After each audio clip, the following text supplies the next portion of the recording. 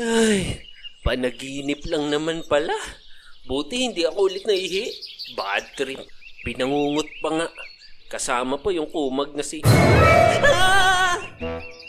Ngango? Anong ginagawa mo rito? Naso, okay nga naman. Teka, bakit nandito ka sa kubo ko?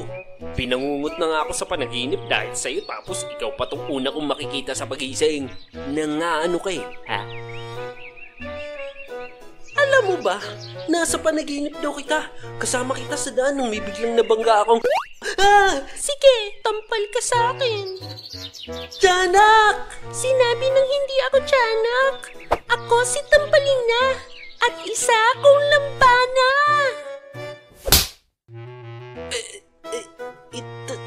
Totoo ang lahat? Nyo nga! Anak ng... Butya! Hindi pa rin ako makapaniwala na nangyari sa akin yun. Pagkatapos mong tanggapin ng mutya, bigla kang nawala ng malay. Kaya, ayun, dinala ka ni Ngango dito sa kubo mo. Bakit si Ngango? Nauurat nga ako dyan eh. Alangan naman ako. Hanggang itlog lang ang kaya kong bitbitin, oh.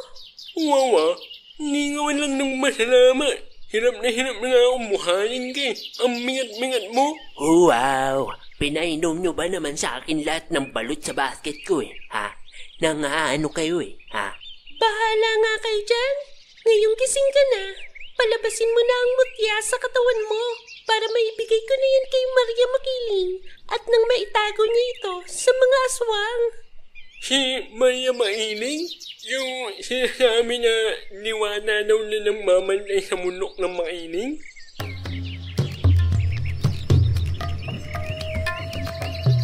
Oo, siya nga. At layunin niyang ilayo ang mga mutya sa mga aswang at mga taong sakim sa kapangyarihan sa abot ng kanyang makakaya.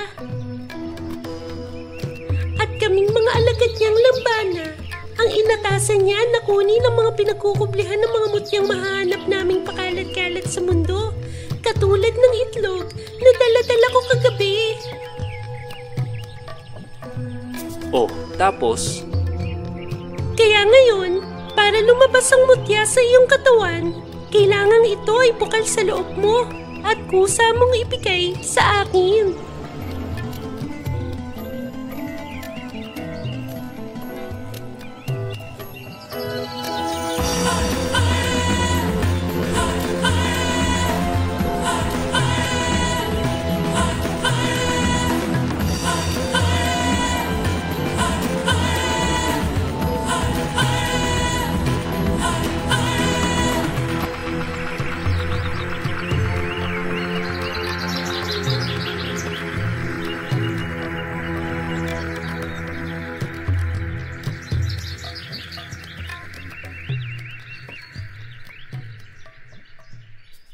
Paano mo naman ako babayaran sa mga itlog na nainom ko kahapon, ha? Ikaw naman ang uminom, hindi ako.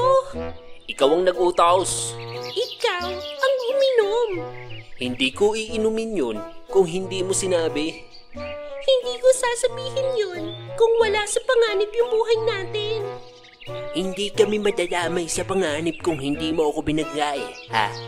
Hindi kita mababangga kung di kayo nakaharang sa daan, ha? Hindi ako nakaharang sa daan kung hindi ako inistorbo nito. Uy, nananahimik ako nino, ha? Tama na. Basta akin na yung mutya. Bayaran mo muna yung mga balot ko. Wala na nga akong benta kagabi. Nalugi pa ako. Isang kahig, isang tuka na nga lang ako. Binigyan mo pa ako ng problema. Kung pinoproblema mo ang lugi mo sa balot mo, mas problemahin mo na ang mutya ng agila ay nasa katawan mo. Dahil ang mutya na yan ay ang hinahanap ng mga aswang para may sagawa nilang kanilang pinabalak na pagsakop sa mundo ng mga tao at hindi ka nila titigilan hanggat hindi nila ito nakukuha sa katawan mo. At uunti-untiin nilang pahirapan ng katawan lupa mo hanggang sa magmakaawa ka para sa buhay mo. At kusa mong ibigay sa kanila ang mutya kapalit ng kalayaan mo.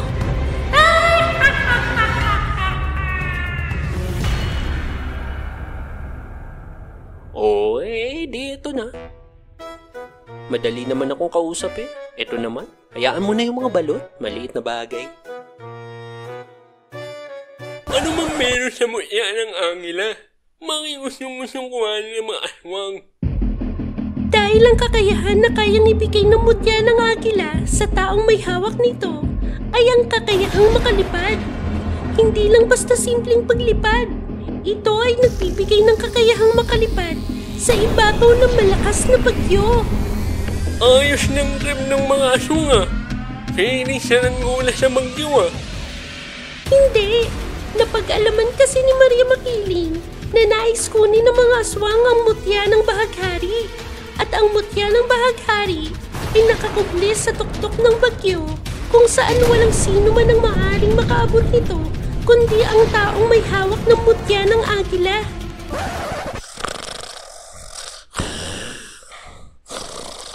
Uy! Ha?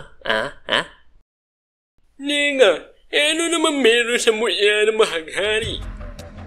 Ang mutya ng bahaghari ay may kakayahan na dalhin ang diwa ng taong may hawak nito sa isang paraiso. Paraiso na kung saan maaari nitong dalhin ang anumang bagay na nasa pisikal na mundo at ilagay doon. Nandito nakakubli ang mga nakatagong kayamanan katulad ng ginto at pilak na hindi mahanap-hanap sa mundo ng mga tao. At ayon sa aming nabalitaan, nasa paraisong ito nakatago ang kinakailangan ng mga aswang upang masakop ang mundo. Teka. Kayamanan ba kanyo? Ginto?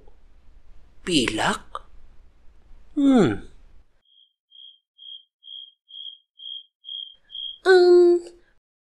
Pwede ko na bang makuha ang mutya?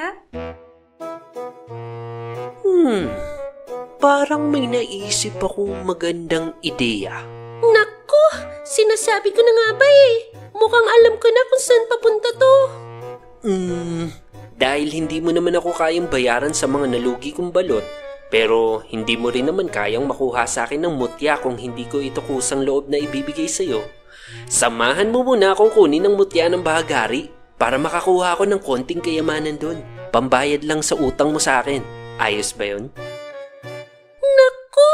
Talaga kayong mga tao kayo! Napakagahaman nyo! Naku!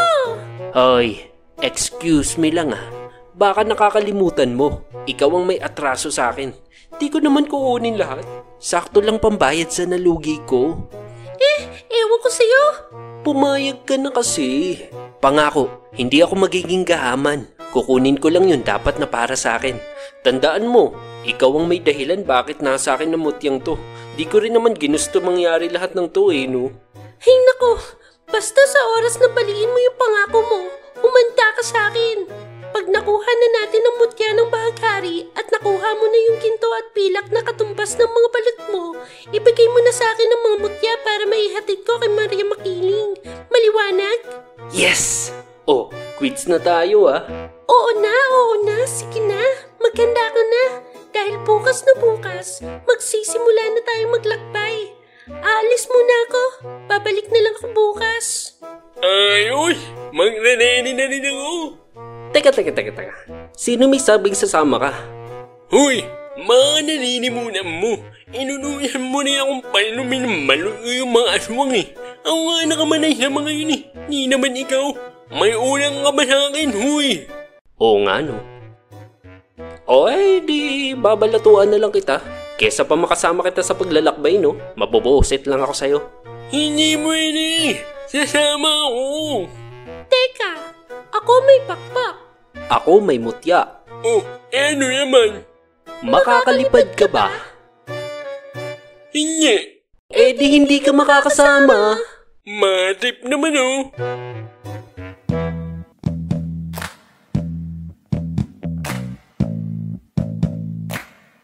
At ayun na nga, kinabukasan, nagsimula na ang aking paglalakbay.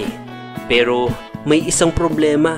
Nang sinubukan kong lumipad, bakit hindi nagana?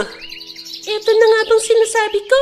Mukha naman kasi talagang hindi karapat-dapat ang isang to na maging isang gabay ng mutya. Kailangan bang iwagayway yung kamay? O isipin kong lulutang ako? Hindi. Kailangan magkaroon ng koneksyon ang iyong diwa at ang diwa ng mutya. Dahil ipapagamit lamang nito ang kakayahan sa iyo kung tinatanggap ka nito bilang kanyang gabay. Iyon ang tawag sa mga taong may mga mutya, ang gabay ng mutya. Dahil sila ang gagabay sa kapangyarihan ng mga ito para magamit sa mundo ng mga tao. Kaya bago mo ito magamit, kailangan mo munang matutunan na kumonekta dito. Koneksyon? Gabay? Diwa? Wala naman ako maintindihan sa mga sinabi mo eh. Sige, ipapaliwanag ko sa iyo maigi ang mga dapat mong malaman tungkol sa mga nilalang na katulad namin at sa mga mutya mula sa umpisa. Handa ka na ba? Handa na.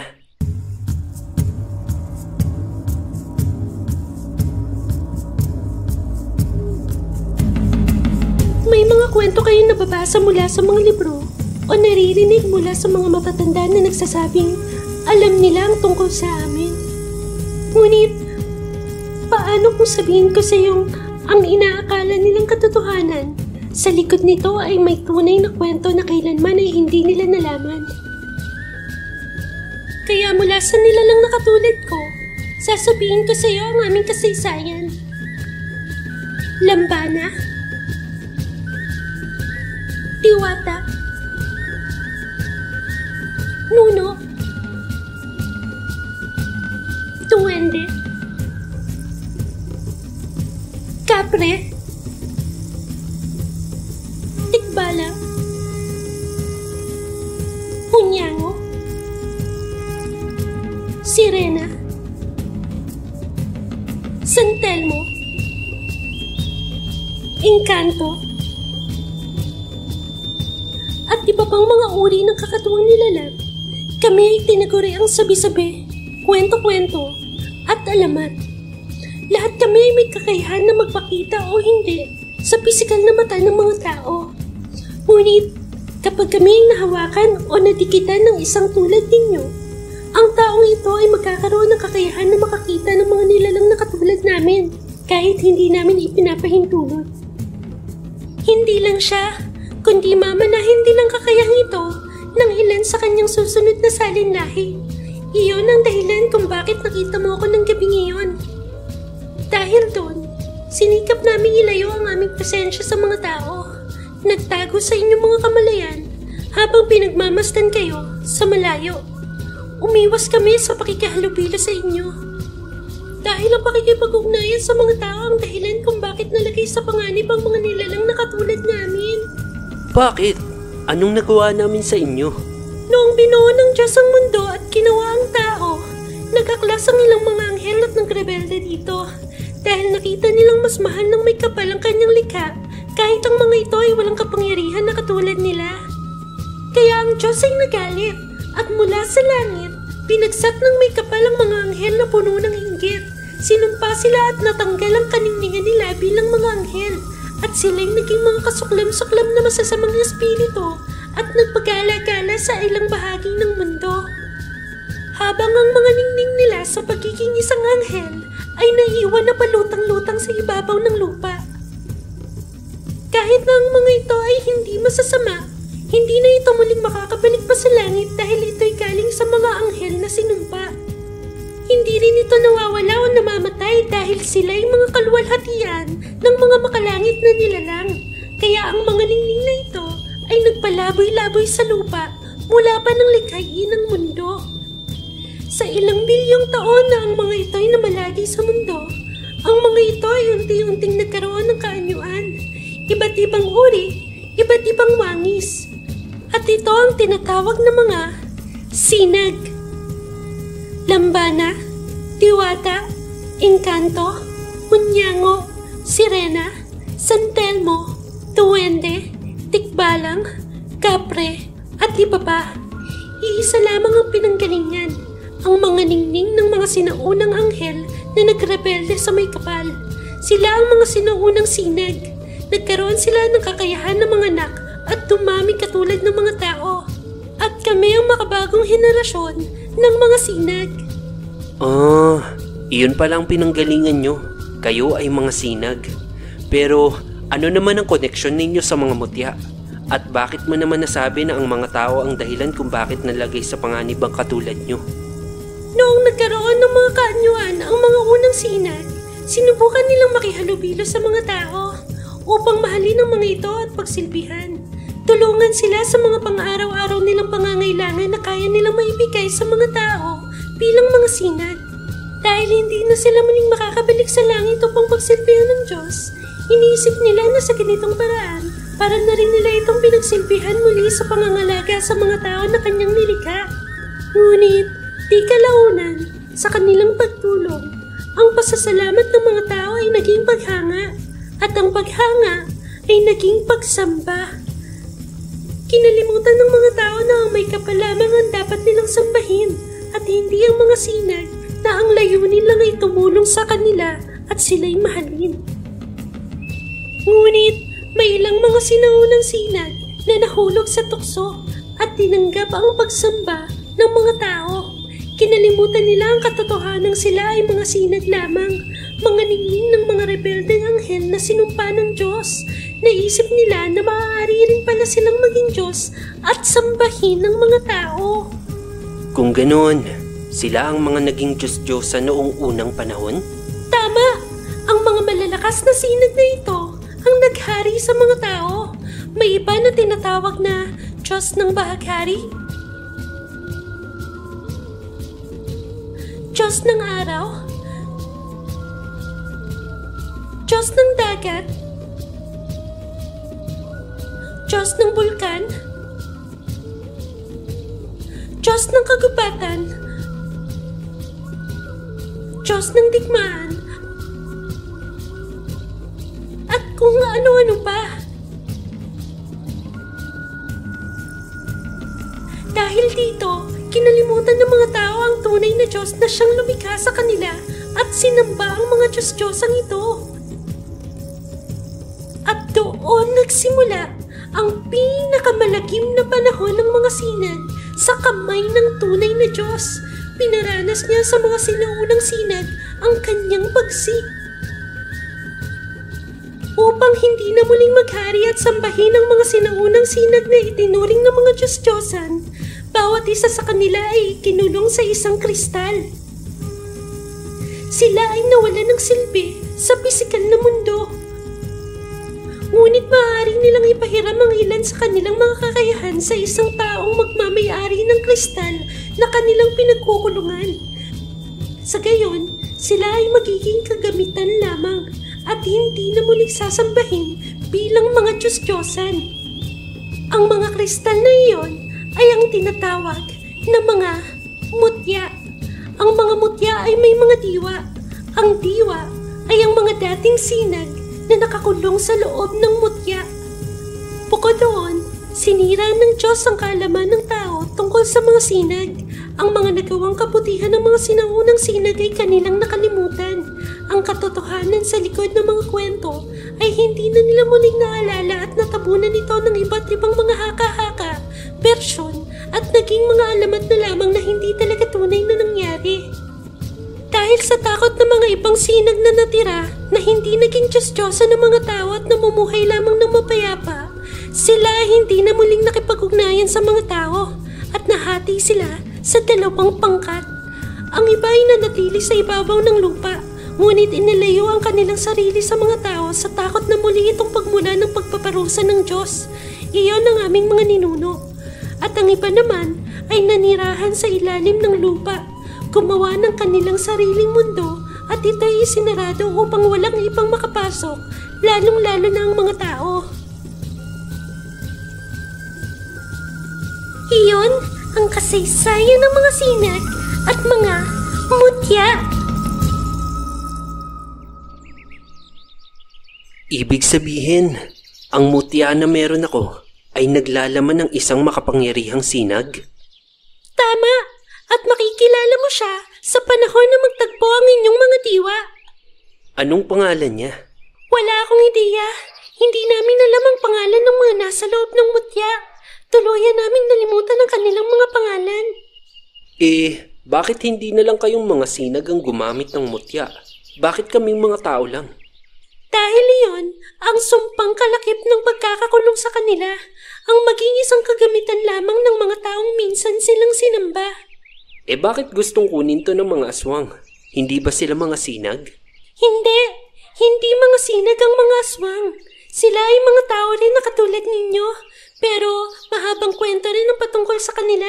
Ang importante, nalaman mo na ang kasaysayan ng mga sinag at mutya. At ang panganib na kapag napunta sa kamay ng mga aswang ang mga mutya, magkakaroon nito ng malaking problema sa inyong mundo. Okay. Pero mas mahalaga pa rin ang makakuha ko ng ginto sa mutya ng bahaghari. Pambayad mo sa mga balit ka. Oo na, tara na. Maglakad ka na lang. Di ka naman makalipad eh. Diwa ng mutya. Kung sino ka man, ang damot mo ha? Nangaano ka ha? Palipad naman, isa lang. At sa hinaba-haba ng kwento ni Tampalina, sa paglalakad din ako napunta, hindi ako makalipad. Ang sarap siguro noon, para kang ibon. Ang kaso, bad trip tong mutya ng agila, ang suplado. Sa aking paglalakad, kami ay nagpahinga. At napag-isip-isip ko, teka, saan ba tayo pupunta? Kanina pa tayo naglalakad Sinusundan lang naman kita. Akala ko ba nasa tuktok ng bagyo ang mutya ng bahaghari? Bakit parang papunta tayo sa bundok, ha? Gusto mo to, diba? Ayaw mong ibigay na lang sa akin yung mutya Gusto mong mahirapan no? Saan nga ba kasi tayo pupunta? Hindi ganun kadali na makuha ang mutya ng bahaghari. Kaya kung inaakala mo na ito lang ang kukunin mo, nagkakamali ka. Kailangan mong makuha ang ibang mga mutya na siyang makakatulong sa pagkuha ng mutya ng bahaghari. Ha? Ibang mga mutya? Una, malawak ang langit at napakaraming bagyo sa Pilipinas. Kailangan mong malaman ang eksaktong lugar kung nasaan nakakubli ang mutya. Para mangyari ito, kailangan mo ng tulong ng isang santelmo. Ang mga santelmo ay isang uri ng sinag na may wangis na parang mga bolang apoy at mayroon silang kakayanan na matunto ng mga pinagtataguan ng mga kayamanan sa mundo katulad ng mga mutya. Pero tulad ng mga tao, ang mga sinag ay may iba't iba ring kultura, ugali at paniniwala. Ang pagkasuklam nila sa mga tao ay sagad hanggang sa kanilang mga budhi. Ang tingin nila sa inyo ay mga gahaman sa kapangyarihan at kayamanan. Iyon ang dahilan kung bakit nila binabantayan ng mga nakatagong yaman na hindi dapat makuha ng mga taong sakim. Kaya, kailangan mo makuha ang mutya ng bulkan na may kakayahang pasunurin ng mga santelmo. Sa ganung paraan, mapapasunod mo ang isang santelmo at may ituturo nito sa iyo kung nasa ng mutya ng bahaghari. Alam naming mga lambana kung nasa ng mutya ng bulkan. Malamang, di nasa bulkan. Maraming bulkan sa Pilipinas, Engot. Ang ibig ko bang sabihin kung saang bulkan? Saan nga ba? Sa Bulkang Kanlaon. Di puntahan na natin. Hindi ganun kadali yun. Kaya hindi na namin kinuha ang mutya upang ibigay kay Maria makinig at protektahan dahil ang bulkan na mismo ang nagpoprotekta dito. Nasa gitna ito ng kanyang bunganga at napapalibutan ng kumukulong maladagat na apoy. Walang sino man ang makakakuha dito. Ano ba yan? Di wala rin. Teka, hindi pa kasi ako tapos. May isang paraan upang makuha ang mutya ng bulkan. Ang mutya ng dagat. Mutya na naman? Ang mutya ng dagat ay nagbibigay ng kakayahan sa gabay nito na magpatulog ng isang nilalang sa pamamagitan ng isang tinig. Sa tulong nito, mapapatulog mo ang nagngangalit na bulkan at makukuha ang mutya sa gitna nito.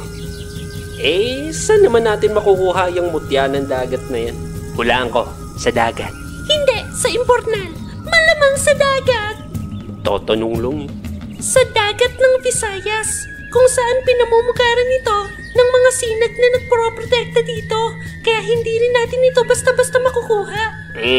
Ano pa nga ba? Dahil ang mutya ng dagat ay nasa pangangalaga ng mga sirena. Katulad ng mga San Telmo, ang mga sirena ay may malalim rin na galit sa mga tao. Siguradong hindi nila ipagkakaloob sa iyo ang mutya ng dagat, lalo na kapag nakita ka nila na isang tao. Ang susungit naman ng mga katulad niya. Ngayon ngang kausap kita, naiintindihan ko na sila kung bakit Paano naman natin makukuha yung mutya ng dagat sa kanila? Sa pamamagitan ng mutya ng hunyango. Sabi na mutya na naman. Ang dami naman ng mutya na kailangan kunin. Ang mutya ng hunyango ay makakapagbigay sa gabay nito ng kakayahan na magpalit ng anyo. Sa gayon, maaari kang magpalit ng anyo bilang isang sirena upang makapunta ka sa kanilang kaharian at makuha ang mutya ng dagat. Paano naman makukuha yung mutya ng hunyango na yan? Iyon ang pupuntahan natin sa bundok. Hindi mo kukunin ang mutya ng hunyango. Ay, salamat. Pero, nung gagawin? Sa isang masukal na bahagi ng bundok, naroon ang isang gabay na nagmamayari ng mutya ng hunyango. Isang ermitanyo. Dahil ito ay isang tao na katulad mo, hindi mahirap sa'yo na ito'y mapakayusapan na samahan ka at tulungan sa pagkuha ng mutya ng dagat sa mga sirena. Pero, huwag ka pa ring magpakampante dahil ang bundok na pupuntahan natin ay pinamumugaran ng mga hunyango. Sila ay mga pilyo at tuso. Kayang-kaya kanilang paglaruan. Ibig sabihin, kailangan natin ng mutya ng hunyango para makuha ang mutya ng dagat, para makuha naman ang mutya ng bulkan bago natin makuha ang mutya ng bahaghari? Tumpak! Siguro naman sa haba ng paglalakbay natin matututo ka ng lumipad, no? Kwento mo pa lang parang nakakapagod na. Ano? Mamili ka? Tutuloy ka pa ba? Mas madaling ibigay na lang ang mutya ng agila sa atin kesa kunin ang 4 na mutya, diba? Hindi. Tutuloy ako. Kung hindi ko gagawin to, hindi ko mababawi yung nalugi ko sa mga balot ko. Ang tindi mo rin no? Pero sa bagay, mainam na rin na makuha natin ang mutya ng bahaghari at maibigay kay Maria Makiling bago pa tayo maunahan ng mga aswang. Okay. Kung wala nang ibang mutya na kukunin, tayo na sa bundok. Ay, meron pa pala. Ano na naman? Joke lang. Tara na, iiyak ka na Grabe! Ang dami ko palang pagdadaanan para lang makuha yung kapalit ng mga balot ko. Parang mali ata ako ng desisyon sa buhay Pero, yaan na. Andito na At nang nakarating na kami sa bundok, habang naglalakad biglang naglaho si Tampalina. Oh, asan na si Tiyanak? Tiyanak? Tiyanak! Tiyanak! Tiyanak! Huwag mo akong taguan, huy! Tiyanak! Sino hanap mo? Ikaw din ligaw dito? Opo. Parang naliligaw na rin po ata ako. Hinahanap ko lang rin po yung kasama ko. Ano itsura? Baka ako kita. Sigurado pong hindi niyo yun nakita. Hindi.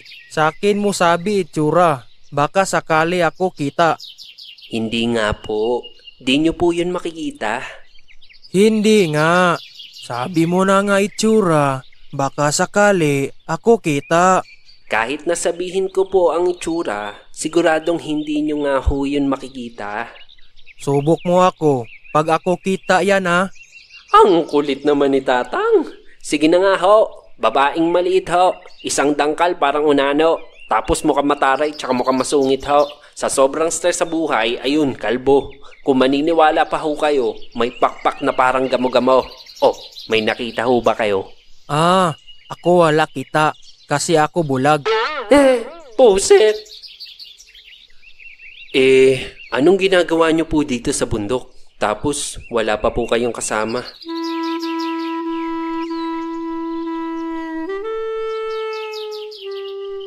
Dalawa aso ko tanggal tali.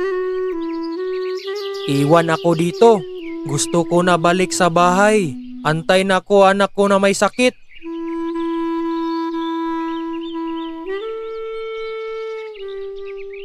Bulag na si Tatang tapos parang may problema pa ata sa pag-iisip. Sige po. Sasamahan ko na lang po muna kayong hanapin yung dalawang aso nyo. Para pag nahanap po ninyo, pwede na kayong makauwi sa inyo. Talaga ba? Bait mo naman. Ako pangalan Berto. Walang anuman po. Alam nga namang iwan ko kayo dyan. Kawawa naman kayo. Tasyo nga po pala. Ano po bang pangalan ng dalawang aso nyo? Si Tiki at si Butik. Ayos ah.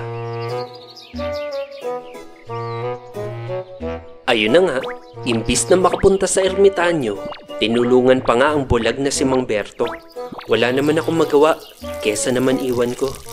Ay, nakakaawa. Umihi na rin ako saglit. Di na ako nagtago, di rin naman niya makikita. Pagkatapos, habang patuloy naming hinahanap ang dalawa niyang alaga na nakawala, ang lolong bulag ay meron sa aking ipinakita.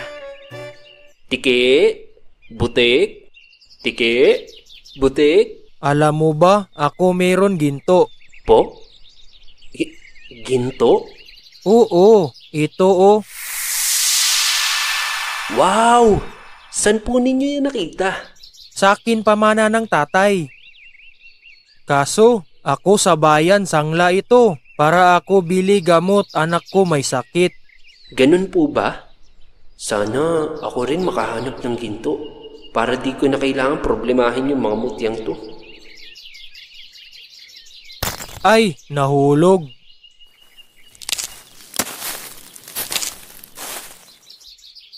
Buti ako agad kuha ginto. Tago ko na ginto baka hulog ulit. Wala pang sangla pambili gamot anak ko may sakit.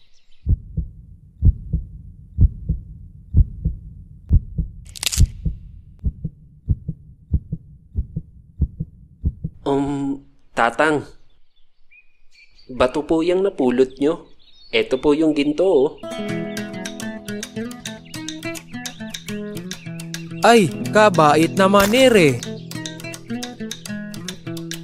Sigurado apo mo, tulad sayo, marami matulungan. Ay, binata pa po? Wala pa pong balak. Matagal pa po yan. Ako sabi lang, ako advance isip eh. Sige na po, itago nyo na yung ginto nyo. Baka mahulog pa ulit. Sige kayo, ginto na magiging bato pa. Salamat ulit iho. Hanapin na natin yung mga alaga nyo. Sige. Tiki, Butik.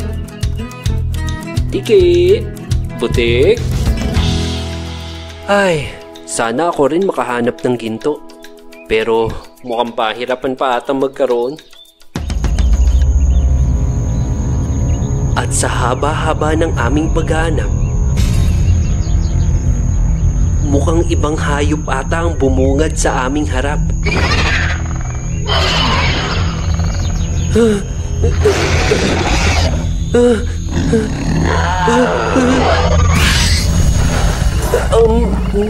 Mang Berto, di ba bulag ka lang naman? Hindi ka naman pilay, no? Bakit? Kasi mukhang kailangan nating tumakbo eh. Ano ba iyo kita? Baka yan na akin alaga. Parang hindi naman po. May mga kaliskis ba ang aso? Ito na ata yung sinasabi ni Tampalina ng mga hunyango.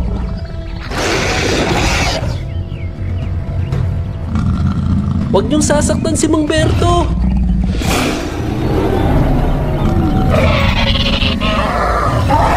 Maawa kayo. Ako na lang.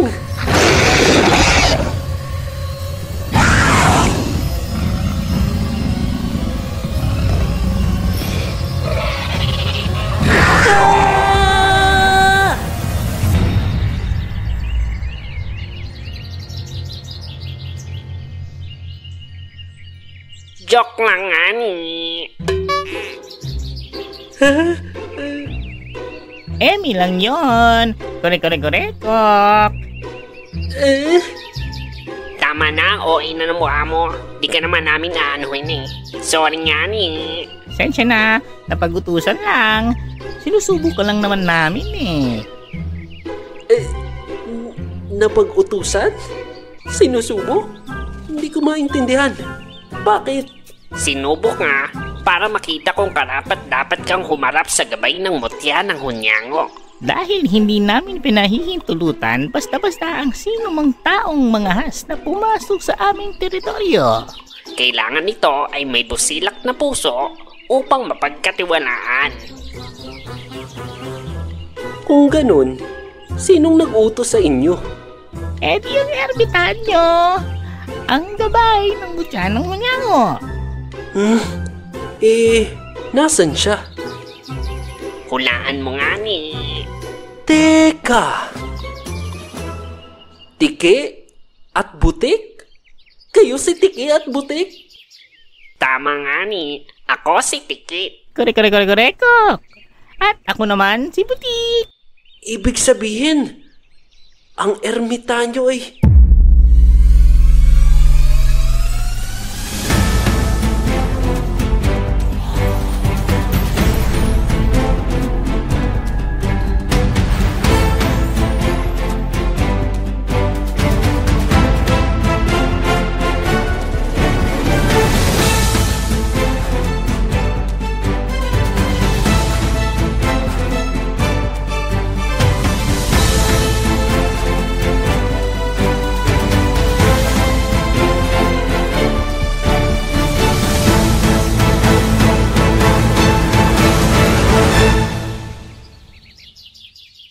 Sabi ko naman sa'yo, sila ang aking mga aso.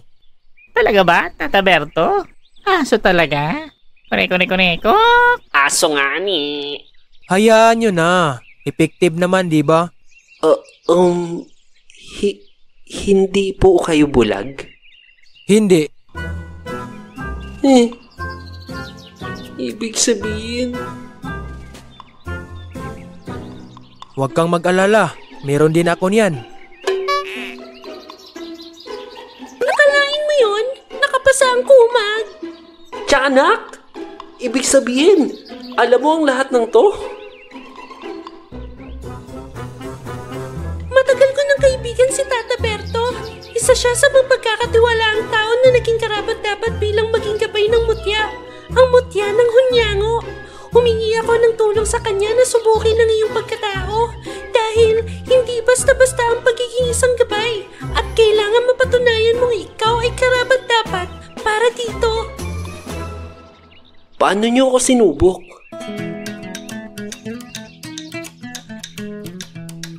Ikaw ay dumaan sa 3 pagsubok. Ang pagsubok ng pagtulong sa kapwa, ang pagsubok ng katapatan at tiwala, at ang panghuli, ang pagsubok ng pagsakripisyo at pagpapaubaya. Lahat ng iyan ay napagtagumpayan mo. Karapat-dapat ka ngang maging isang gabay.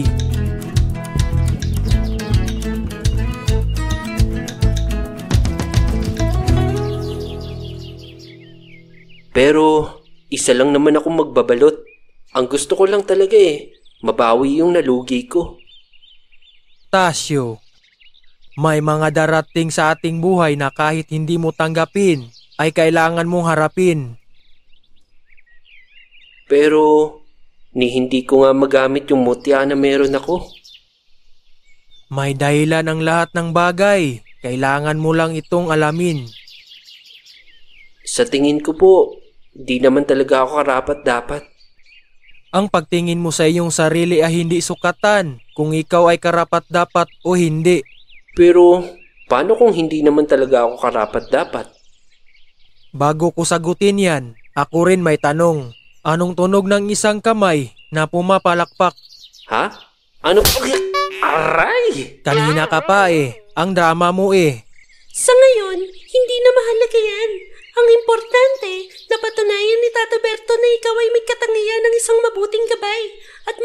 isama na natin siya para makuha ang mutya ng dagat sa mga sirena. Tampalina, hindi ako sasama. Po?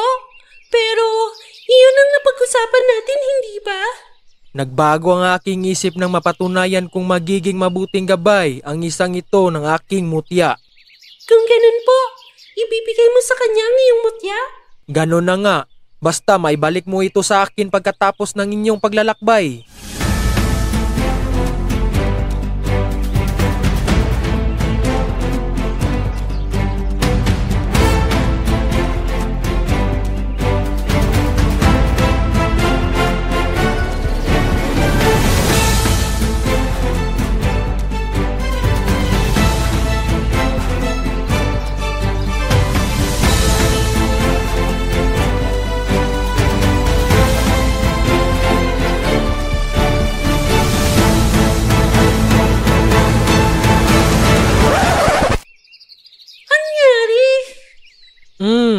Ayaw ng mutya na tanggapin ka. Sabi sa inyo eh. Mukhang may point ka nga.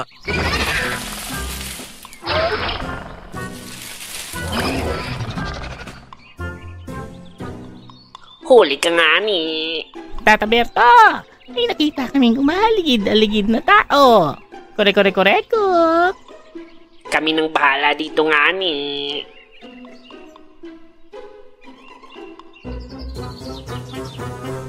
Ngango! Baka hindi mo kumalikan sa unang mo sa akin eh. Kaya sinundan ko na lang kayo. Ay, teka. Huwag niyong kakainin yan. Kasama namin yan. At saka hindi masarap yan.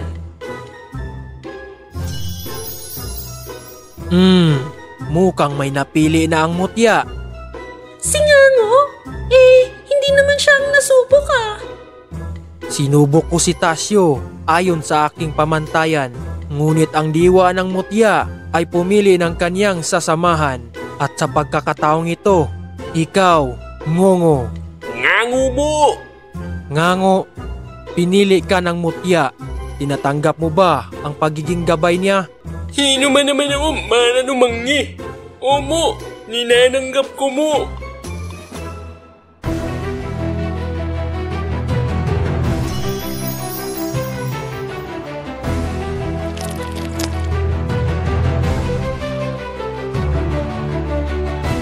Nasa kanya na! Ang mutya ng Hunyango!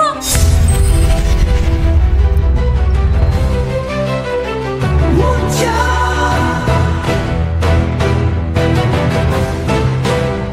Mutya!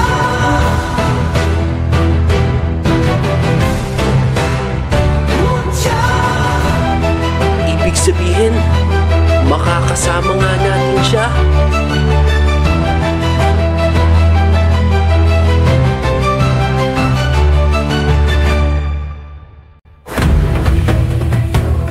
Oops, Huwag munang aalis mga solid kahirang. Maraming salamat sa pagsubaybay. Patuloy po niyong suportahan ang Creepy Noy Channel. Pindutin lang ang like Share at subscribe. para masubaybayan ninyo ang ating kwento.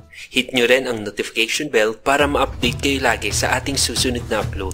Ako po pala si Yuan bilang Tasyo Pedro, Tampalina, Ngango at Ike. Ako naman po si Jerome Dumasig ng Visual Studios Cadena de Horror Animated Channel bilang Butik. At ako naman ang inyong nag-iisang Roberts Animation bilang Berto ang ermitanyo. Patuloy po ninyong suportahan ang aming channel. Special shoutout din sa ating mga kahirang members na sina Boss G Animation, Wapong Animation at Nikki. Para sa gustong makarinig ng kanilang mga pangalan sa special shoutout, mag-join lang sa ating kahirang membership for as low as 25 pesos only. O kaya naman, sagutin lang ang tanong na ito. Sino ang nakakuha ng mutya ng Hunyango? Comment nyo lang ang inyong sagot sa comment section kasama ng inyong pangalan na gusto ninyong marinig katulad nito. Pipili ako ng isang makakatanggap ng ating special shoutout sa ating susunod na upload. Kaya tapusin ang ating video hanggang dulo. Yun lamang mga kahirang, muli kita-kits sa susunod na kwento. Paalam!